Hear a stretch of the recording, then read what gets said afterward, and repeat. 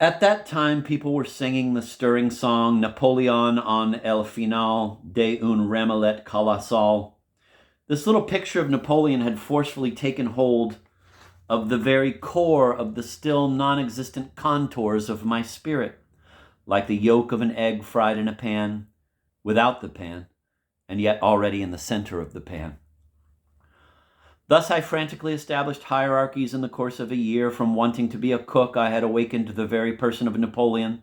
From my impersonal costume of an obscure king, the furtive nutritive delights had assumed the architectural form of a small tabernacle, the keg containing the mate.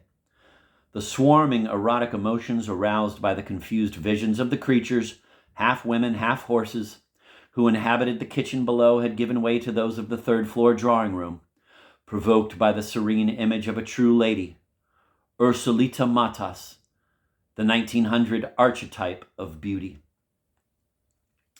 Later on, I shall explain and minutely describe several thinking machines of my own invention.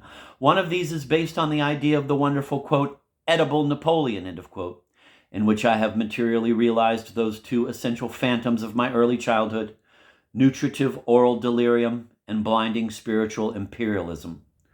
It will then become clear as daylight why 50 small goblets filled with lukewarm milk hung on a rocking chair are to my mind exactly the same thing as the plump thighs of Napoleon.